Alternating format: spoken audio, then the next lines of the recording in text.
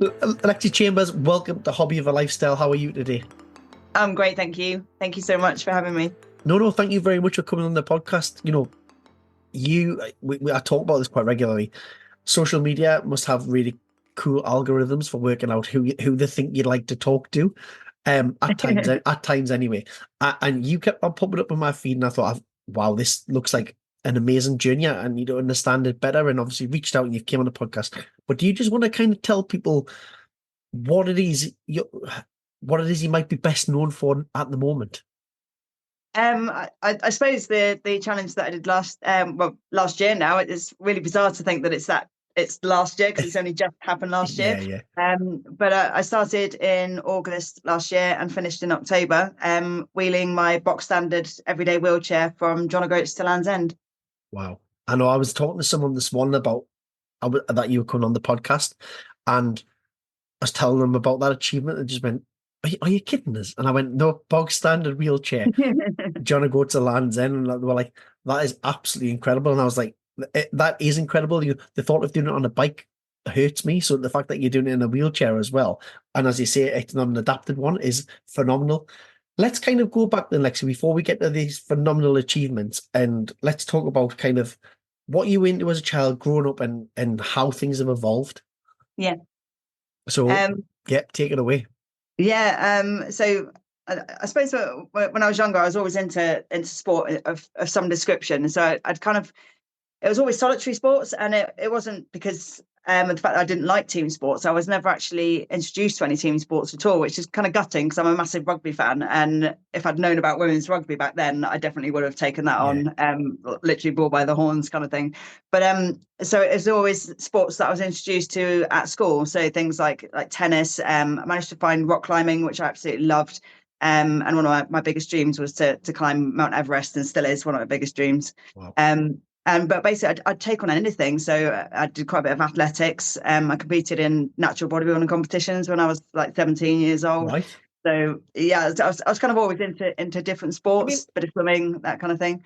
Lexi, what school did you go to get introduced to rock climbing and tennis? So the rock climbing came on the back of actually meeting somebody at school that did climbing. So it wasn't actually the school that introduced me to that. It was a friend at school, unfortunately. I think I went to I definitely didn't go to school. I had rock climbing. Well, to be fair, tennis was even that was maybe 1 term, 6 weeks. Yeah. You don't have the money to pay tennis. You can just do it for a 6-week term. You can play short tennis, and then we'll do football. I wish we'd done football. Yeah, it was basically our school was kind of like a lot of tennis, a lot of badminton, a bit of athletics when it came to sports day, that kind of thing. And we had a little gym as well. So that came the sort of the weight side, being introduced to that. So yeah, it was not too bad as far as schools go. Well, it's people are probably listening to this and going, how can you be doing all these activities as a youngster and then talking about doing activities in a wheelchair as an adult? Obviously your background is military and NHS as a nurse. So let's talk us through that journey. So you kind of went through school and you're talking about that active lifestyle. Was that military and the NHS route something that you always aspired to do from a young age? Not really. So when I left school, I was really obviously into fitness, and I basically trained as a fitness instructor, and then I went my way up the ranks of being a fitness instructor, doing personal training, that kind of thing. And when I did quite a big qualification in order to do sports therapy and stuff like that as well. Right. And when I finished doing the qualification, I met someone on the course, and it kind of comes back to, I've always had this thing that I don't want to regret anything in life. So if I make my mind up to do something, I'll kind of do it. And just even if it's spare of the moment, that seems like a good idea. Just do it anyway. Why not?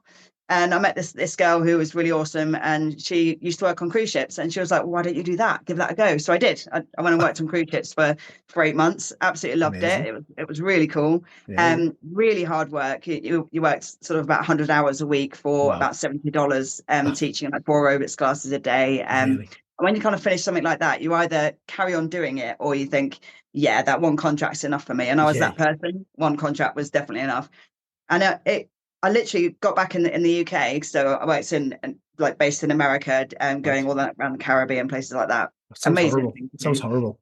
Yeah, it's terrible. Yeah. but I got back in the country and I was like, well, what do I do now? My parents had moved. Originally, I lived in West Sussex, then lived in Hampshire. My parents moved from Hampshire to Devon, so I was introduced to Devon at that point, and they lived in a really small area. And I was like, well, I don't know what to do. I don't know any local gyms that I can work in. I literally don't know what to do. My dad just turned around and said, why don't you join the army then? And I was like, okay, then why not? And that was it. So I Wow. literally next day I was at the careers office, and I was in the army about 2 months later. Wow. So And how long did you which was spend in the army? bizarre. I was actually only there for a month, Right. for a month, for a year. Right. Basically, after about a month, I ended up with injuries to my feet. Right. So that it started quite slowly. So it was basically pain when I ran, which just got worse and worse and worse over time. And my own stupid fault, and being quite a stubborn sort of person, I suppose, I chose, well, I thought it would be the best idea not to say anything, and just kind of suffer through it. Right. I found that when I joined the army, it was even from about the first 10 minutes I was there, I loved every single second of it. It Really. couldn't have been a better decision for me. It's still to this day the best thing that I've ever done, and Wow. I literally I loved every single minute of it. So I didn't want it to end. And I saw lots of other people there that were getting discharged for various injuries, and I thought, if I say something, that's going to be me, and I don't want Right. that to happen to me. So I didn't say anything, which is a really stupid thing to do, and I'd advise anybody not to do that. Yeah. In hindsight, I should have said Yeah. something, Yeah. but it meant that the injuries just got worse and worse. And over a space of a year, I ended up with going down to the fact that I couldn't really walk at all. And I ended up, instead of going through medical discharge, I ended up discharging myself, still not saying Really. anything, and Wow. thinking I'll go away, I'll get my feet sorted out, and then I'll come back and resume my career, and everything will be well. Yeah. Yeah. But it didn't quite go that way. It actually took quite a long time to get a diagnosis. I was going So to say, because I was doing a little bit of reading up on CRPS, yeah, and it's really unique as well. It it is. isn't some that's kind of, I suppose, public knowledge. It's quite rare. Yeah, it is. Yeah, it's So was that when your CRPS started to develop? Was that the very much the beginning of it? No, so the CRPS came after. So the diagnosis of the foot problem is quite a common problem, really. I had something called hammer toes. Right. And it's basically when your toes bend back on themselves. So instead of bending forwards when you run and you walk, they bend back. My toes also had short tendons, so they were bending up on themselves and just causing pain when I walked and when I ran. And it's something that you're born with, really. Right. More common in women than men, unfortunately. And it's something that can either cause pain or it doesn't. And it was just one of those unlucky things that I was doing a lot of physical activity, it caused pain. So I had surgery on my left foot to start with. I was due to have surgery on both, and that's when the CRPS started. We didn't Right. know at that time. To get that diagnosis actually took 8 surgeries over 8 years, where they kind of Wow. lopped bits of my foot off, thinking that it was a functional issue. They kept just doing surgery after surgery, thinking if we take this toe off, that might cure the problem, and we kind of kept going down that road. And Wow. eventually, just before I had my leg amputated below the knee, I finally got a diagnosis of the CRPS. Wow. So it Do took a you just while. want to explain what CRPS is for people? Because, you know, we're obviously going to get onto these amazing accolades and achievements that you've done, but going from being someone who's really fit and healthy, who's you already mentioned there, kind of you're competing in bodybuilding competitions and you were doing Yeah. sport activity, you were in the army that you loved, for that to be taken away by something like hammer toe, for then that to escalate to what it is. Do you just want to explain what CRPS is as well? Yeah, so it's something called complex regional pain syndrome. Um, Basically, it's a condition of the central nervous system, and it's a reaction of the body. So when you get an injury, that immediate response that you get. So say if you stub your toe, that immediate pain that you're in, which is excruciating Yeah. pain, it's that pain that literally doesn't go away. So that pain response stays with the body. It also comes with a few other kind of interesting symptoms. So there's actually a list of about 42 symptoms that it comes with. Unfortunately, I have most of them, and Right. it causes different things to happen within the body. So silly things like in the area that you have it in, and it's quite often in an extremity that this happens. The main sort of symptom is chronic pain, and Right. excruciating pain as well. So medical health professionals use something called a McGill's pain index, and Right. that gives you a pain scale of the most painful conditions known to humankind. So about 38 would be so childbirth without any kind of medication or epidurals or anything like that. So Right. quite high up on the scale. Yeah. At about 39 to 40 would be an amputation without any anesthesia at all. CRPS is right at the top at the Wow. 42. Oh my goodness. So Wow. there's nothing more painful than that, according to medical health professionals, and I can testify that that's true. Yeah. Having had an amputation, I haven't actually had a child, but I've had an amputation. Actually, I've had 3 amputations. Right. And yeah, it basically it feels like my leg is on fire all the time.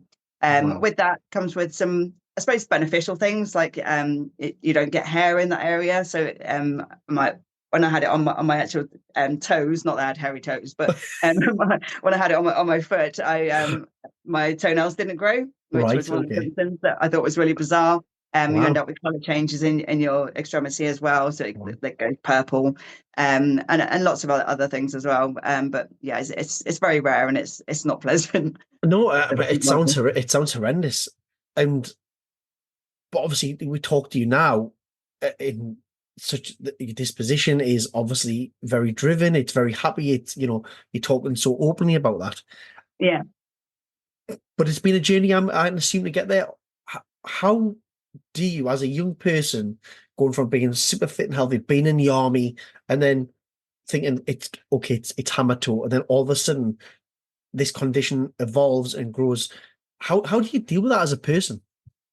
Yeah, it was quite tough. So because I opted to have the baloney amputation, so basically it was a kill or cure, and I knew that there was a chance that it could cure the CRPS, and it's Yeah, high chance that it could cure it. There is no cure for the condition at all, other than amputation. yeah, But the amputation isn't a cure per se. It can come back, right. but it's quite rare again to come back. So I thought, well, I'm going to take the chance. I want to be able to walk again, because at that point I wasn't walking at all. I Okay, couldn't even use crutches to get about because I couldn't have my leg dangling at all. I had to give up work, and I'd been an NHS nurse for quite some time by that point. Obviously, going back in the army was definitely not an option yeah, for me. So I had to give up on that as well. And it was a case of, right, give this a go and see what happens. And unfortunately, the condition came back 2 weeks later. So again, I was just one of those unlucky people. So originally, it's not really the sort of shock of having the surgery, because although I opted for it, I still had what I suppose it's a bit like PTSD, in that I had the surgery and I expected my life to change, and I expected this, almost like a miraculous thing to yeah. happen, that I would be walking again, I'd be able to resume life, and and everything would be okay, and I'd be able to resume some form of sport, as a para sport. Yeah, That'd be yeah. absolutely fine, and no worries at all. And lots of people do para sport, and that'd be great. But then that was taken away as well, and I ended up wheelchair dependent. So it was like a multiple grieving stage of losing different parts of your life, and it does take its toll a little bit. But I find staying as positive as you can and kind of learning to almost adapt and overcome. And it's very, very much a military sort of term, adapt and overcome. And Yeah, it just works really. It's, I have my ups and down days like everybody. And, you kind of sit there occasionally and think, why me and that kind of thing. But I think there's no point in sort of dwelling on stuff like that. It's better to try and change the dreams that I have into new ones, and almost develop new dreams and goals. it's phenomenal, and you just are listening to you there, and I lost my father to motor neuron disease, but I watched his journey from that, and Yeah. he was so good at compartmentalizing things and accepting what he could do, not what he couldn't do, focusing on what he can do rather than what he could do. And Yeah. just listening to you there really reminders of my father there, my dad, when he would just compartmentalize things, and it's I genuinely don't know how you do it, but it's also really inspiring. I'm listening to that, and you're saying, I have my up and down days, and how to do it. I genuinely can't comprehend that, but I'm hoping that people who are listening can comprehend that and really use that as well as motivation to say, well, actually, I'm going to focus on the things that I can do rather than what I can't do. So thank you so much for being so open and for sharing that. Um, Okay. you know, you're talking about the power sport and then being in wheelchairs and whatnot. Your Yeah. life has been impacted so much. At what point were you in a position or felt comfortable where you thought, okay, this amputation's happened. I'm in my wheelchair. Now I'm gonna do something that's maybe's not being done, or I'm gonna challenge the status quo. Yeah, it was quite quick. So I came out of hospital. I was wheeling around my kitchen literally the next day, in a really rickety, horrible, very heavy NHS wheelchair. Originally, before you get given one that's even remotely half decent, you get given the box standard "I've just left hospital" wheelchair. Right. And they are the most awful things possible. They're very difficult to self-propel. They're really heavy, really clunky. And I was sat literally in the kitchen, wheeling around in circles, thinking, at that point, I was thinking I won't be in this thing for very long. I thought that I'd be able to wear a prosthesis and everything would be fine. And I literally just turned around to my other half and I said, I wonder if I could wheel this thing from John O'Groats to Land's End. And my other half did the very typical thing of putting her head in her hands and going, "Oh my God, here we go." She knows what I'm like. She's like, this idea is not going to go, is it? Just going to stay with you. And that was it. I started training the next day. Wow. So I managed about 500 meters, I think, the first day, which not very far at all. Not very It was far, but really tough. when you haven't been in one and you haven't been used to using one like that, it's Yeah. still a good amount of distance to cover.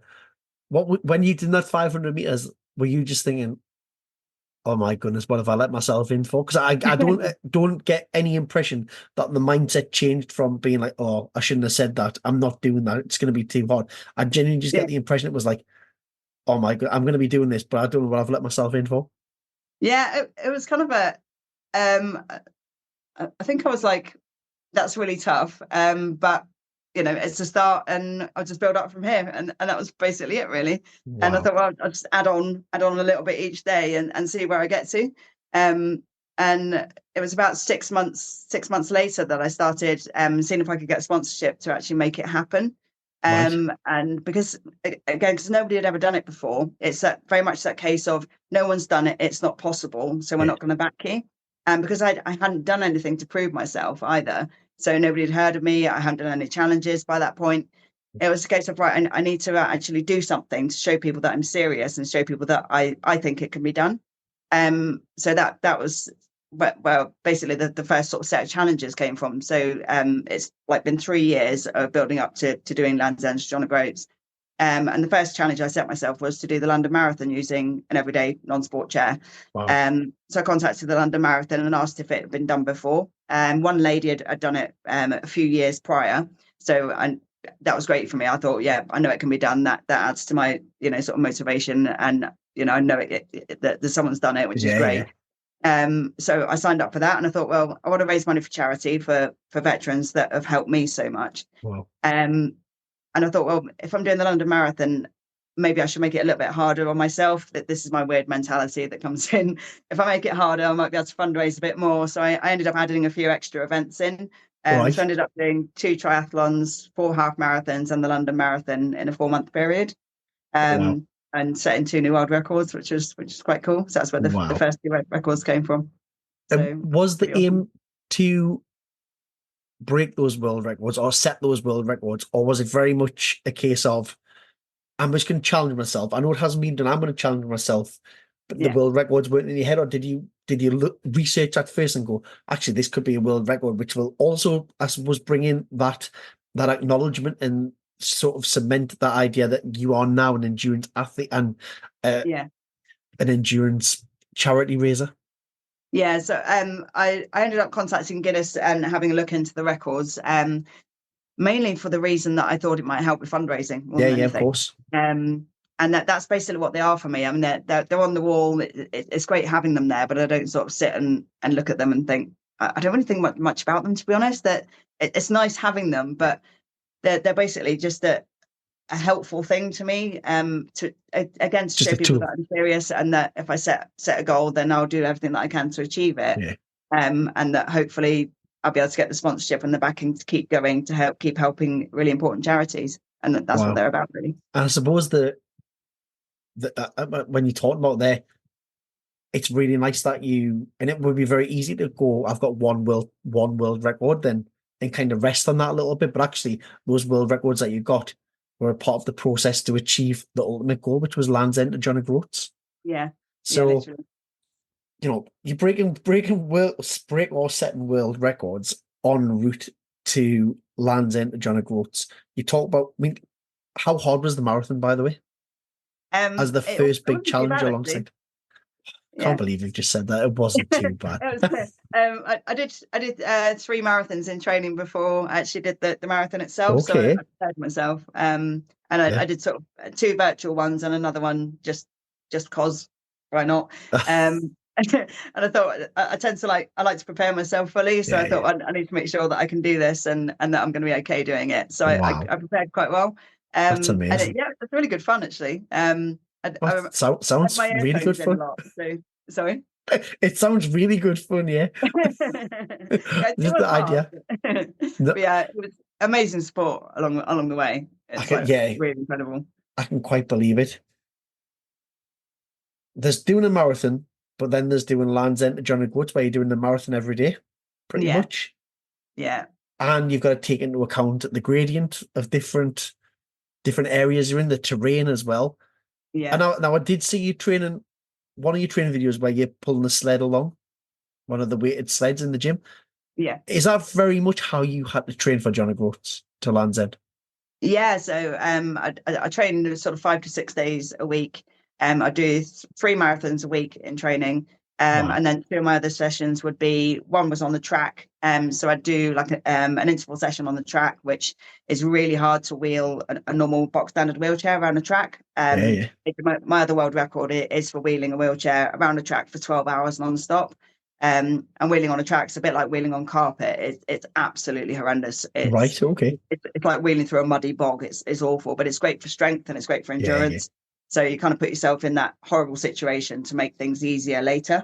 Yeah, yeah. Um, And I love so that. yeah, I do things like that, and then go to the gym for 2 hours and pull 60 kilos on a sled behind me to try and build up the strength that I needed to get up some of the hills. So I Wow. know sort of, I mean, Devon and Cornwall was quite hilly. Yeah. It's actually turns out to be the hilliest part of the whole country, as I found out going down. But it's very difficult to train on road. When Okay. I'm sort of by myself, it's a bit dangerous. So I know I couldn't do that, and it was Yeah. ways of preparing for what was to come, in the best way that I could, really. And who's training you? Is it yourself who's writing your own program? Obviously, you're talking about having a fitness background and the qualifications, or Yeah. did it start off that way and now it's evolved into obviously I suppose the brand that you are now and the person that you are, has Yeah. it now evolved to the fact that you've now got someone who's coming and supporting that strength and conditioning, who's supporting the program, or is it still very much this is Lexi's way? Yeah. So I did train myself for up until the year before Land's End, and then just before that, I did the 12-hour world record. I started being trained by amazing rugby player called Charlie Willett. She plays for Trailfinders. She used to play for Exeter Chiefs, where I live, and then she moved to London and started playing for Trailfinders. Wow. Basically, she trains me online, so virtually. She sends through a program via an app, and then I do the program. And we chat about it, and I give my opinion, and we sort of adapt things and change things and stuff like that. And yeah, she's awesome. So she's actually just got another job. So I've actually got to find another trainer now. Oh, so never. big gutting. But yeah, she's got me through the past 3 world records, which is Wow. quite cool. So yeah, she's brilliant. That sounds phenomenal. And I suppose it's a learning education for both of you in the sense of she's learned from someone who's training in a wheelchair and you're Yeah. learning from someone who's playing an elite sport. I suppose Yeah. the marry-up's really, really nice. Yeah, exactly. I mean, it's phenomenal. Let's talk about the challenge and kind of, was there ever any point during it? I'd imagine first day is full of adrenaline, really big high. And was it over how many days was it over again? I was going to say 36, but was that Yeah, right? so actually moving, it was 36 marathons and ultra marathons. 36 marathons, 36 sorry. days. Yeah. So, but the actual total was 45 days, but only Yeah. because we visited rugby clubs on the way down. Yeah, I'd seen that. Promoting women's rugby. That's So unbelievable. we needed a few days to sort of make sure that we popped into the rugby clubs, and we had time to do that. So yeah, Amazing. total 45 days. First day in, adrenaline's kind of there. This is fantastic. Yeah. Which we were always going to hit a wall, I suppose. Yeah. where was the first wall that you hit, and what was it like, and what was the thoughts going through your head? I think it was about the third day, Right. where we were literally going to the Highlands of Scotland, and I actually named a road surface, which became a kind of like a consistent joke ever, like forever from that point. Whereas I basically turned around and said that called a road cake road, because basically it reminded me of walnut cake Oh, really? that had been frozen. Because this road surface was absolutely horrendous and almost impassable for a Really? bike or a wheelchair. You add to that the fact that it was about a 12% gradient that never ended. So I was going for about 5 hours in total, and it was, I'd say, about 90% uphill. Really? It was actually really hot as well. So the temperatures that sort of the highest temperatures I had were actually in Scotland, which Right. really surprised me. Yeah. And it was Surprises me. amazing and beautiful as well. So it Yeah. was a lovely place to see in those kind of temperatures and that sort of weather. Um, but yeah, it was really tough day that day, and I never in the whole way down, no matter what happened, I never the thought never came into my head to give up. It just Right. doesn't seem to go in there. It doesn't seem to enter my head. It was just a case of get through this day and get through the next one and get through the next one, and that's basically what I do really. I just kind of break it down into sections like that. Right. Yeah. And it's really, is there any sort of a process where that's got you, or anything that you can highlight where it's got you this point in your mindset? Because everything you talk about is literally breaking things down, compartmentalizing, and just show. Yeah. And again, that's not the way I work. So I'm almost like I'm a little bit jealous that I'm not like that. But do you have any sort of mechanisms or any processes that help you get to that position? Yeah, I don't know really. I don't think I actually used to do it as a kid. I used to think of very much things as a whole. But when you think of a big event like that, if you think of it as a whole, it becomes impossible. Yeah. So even now, I like the weather will come up on the TV, and I was only chatting to my other half the other day, and I was like, that's really odd. I'm like looking at the map of England, and I've wheeled all that way, Yeah. but I can't comprehend it in my head. It doesn't register at all. So, but if I looked at it like that ahead of time, it would seem too big, and it would seem like Yeah. too big a task to achieve. Okay. Even like doing the 12-hour one, that would seem too big to achieve. So Yeah. breaking it down into small sections. So for the 12-hour one, I broke it down into hours. So each hour I had a bar of some description to get me through. So I'd break Right. it down into that hour. Okay. For Land's End, John O'Groats, or John O'Groats to Land's End, it was basically breaking it down into days. And it's in my head, it was just another training session, and then Yeah. just another training session, and that's how I saw it. It's just another training session. And then once you come to a really big hill or something that seems impassable and really impossible to get through, you only have to do that once, and then Yeah. you don't have to do it again. Of And you look at course. it like that, and it becomes achievable. Yeah. No, it's really interesting. Just my mindset, works very differently. I'd probably big chunk it. I'm very much a case of once I'm halfway, I'm almost going downhill. I'm on Yeah. the way back. I'll probably work on bigger chunks rather than the small chunks. So no, that's really good. Thank you. And hopefully it'll help someone who's listening, who's thinking about doing some mega challenge or just in life in general. How That's it. has how has I suppose the the amputation changed your life? And obviously that's probably more obvious in a sense of you've lost the leg, or Yeah. you've lost a limb. But how much of it's been positive as well, in the sense that would you ever have took on any of these? You wouldn't have done these challenges, but well, potentially not if you hadn't happened. So how has, one, the amputation, and two, the challenges kind of changed or impacted in your life? Yeah. So the amputation, so that side has changed my life, probably because of being wheelchair dependent Yeah. and having to negotiate the world in a way that I never thought I'd have to. So again, I'm quite a stubborn person, and my other half would describe me as the same. Probably all my friends would too. They've kind of learned to not try and help me or anything Yeah. unless I ask for it. So we live in a first floor apartment with no lift, and we lived in that before my amputation, and I refused to move. Everyone was saying, "Oh, you should move into a bungalow, make things easy on yourself." what's the point? I can get up and Yeah. down the stairs on my own, or get up and down the stairs on my own.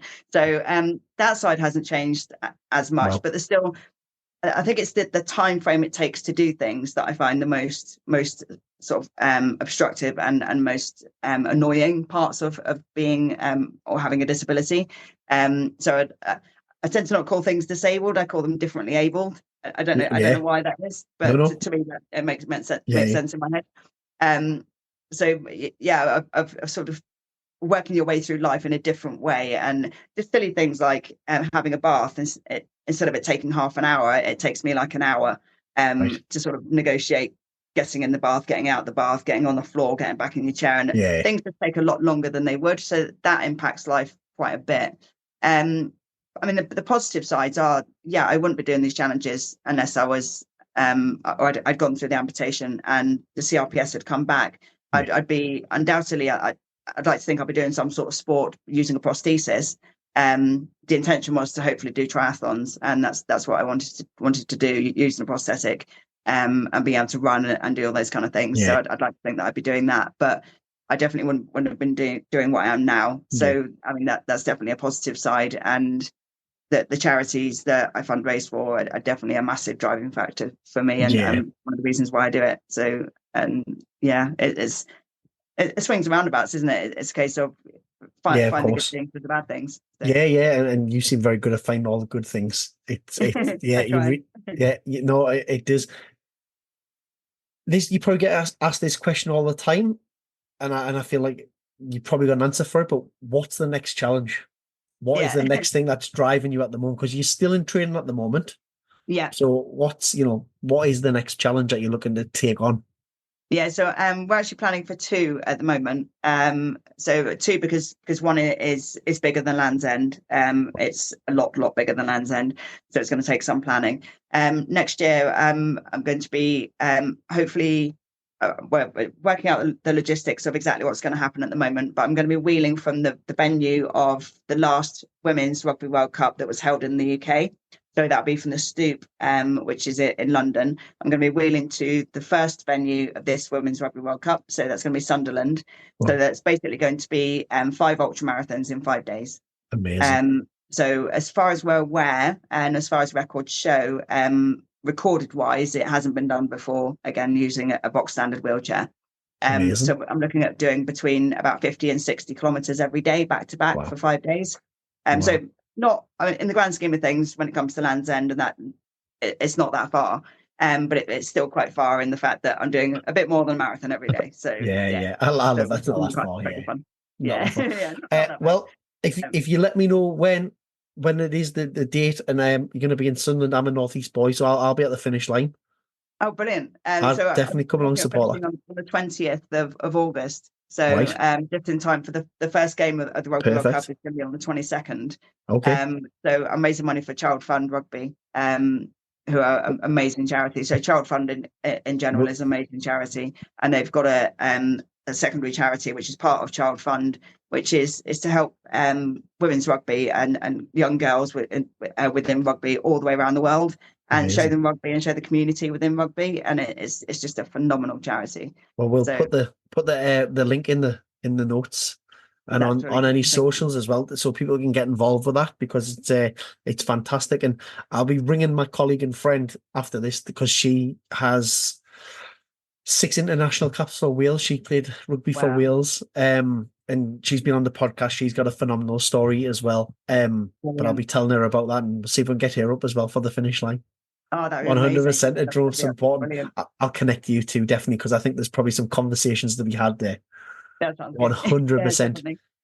Lexi, Brilliant. So the second challenge oh is yes, so it'll be the same time next year, and we're not sure whether I'm going to go from top to bottom or left to right yet, but we're looking at the route at the moment, but I'm hoping to wheel the entire distance of one end of the other of America.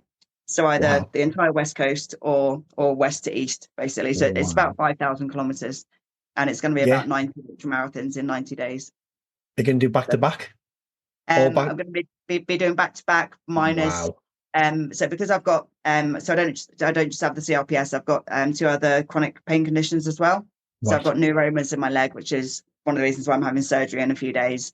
And I've also got fibromyalgia as well, which can cause periodic flare-ups as well. So I have Right. flare-ups of lots of pain periodically. So I have to have a day off, about a day off every 7 days, just to try and stop those things from happening as best as I can. But Yeah, they of happen course. regardless. But you just kind of get on with Wow. it. Wow. So yeah, we're looking at sort of a day off every week, and then That's unbelievable. carry on through. So yeah, it should be Well, fun. we've also had a couple of people who have run across America on the podcast, so we'll link you in with them as well, and they can give you Oh, any that sounds hints and amazing. tips. Yeah, we can That'd be really good. 100% do that. Thank Rob you. Pope was on the pod, and he recreated the Forrest Gump run, Oh, brilliant. Oh, that's so awesome. he can probably share Well some done, him. fantastic ideas and tips for that. And Definitely. Justin True as well. He did, I think it was America's largest triathlon, where he swam, I want to say 25 to 30 miles in the Gulf Stream, and then he ran from Miami to California Wow, across that's really America. good. So he'll certainly be able to help out with some tips there as well. But we'll Brilliant. Oh, definitely link you in. Lexi, that's before we amazing. leave, what would be your one, if you're going to give someone some advice, what would be the one piece of advice? What's the kind of thing that you live by that you would give? I kind of live by a couple of mottos, really. One thing I would say to everybody, it sounds really like kind of boring, I suppose, but it means a lot to me. And it's start small and dream big, and that's kind of what I live by. Yeah. And the other thing I live by is never giving up. So I tend to put it on absolutely everything that I do. I normally write it on my gloves. I normally write NGE on my gloves, and on my Garmin, it's got NGE written on there as well. Right. And the third thing is, and I've actually got a tattoo of it on my leg. So when I'm wheeling and I'm going uphill, I can look down at my leg, and this sort of comes into my brain. It's I can, I will, I must, Wow. and I just live by that. And I think if people tend to sort of live by those things, then there's nothing you can't overcome. So I tend to think that the most obstacles that people have in place to stop them doing things is obstacles that can be overcome and adapted and changed in some way. Of So course. life likes to throw things at you and cause problems for you, and put things in the way to stop you doing what you want to achieve. And it's just about sort of changing the way you perceive those things, or adapting and changing the way that you dream. And like I said at the beginning, I've always wanted to achieve Everest and climb Everest. Well, I'll never be able to do that. But when I did Land's End to John O'Groats, I wheeled the height of Everest 1.5 times. So Yeah. metaphorically, I've achieved it. Good. So it's Yeah. just a different way of thinking of things, really. No, that's amazing. Thank you so much for sharing your journey, Lexi. It's been fantastic, and I genuinely can't wait to watch it unfold and just continue. And I'll, like I say, as long as I'm not away, I'll be at Sunderland on that end day of Brilliant. your triathlon. Can't wait. That'd be amazing to see you in person. Thank you so much.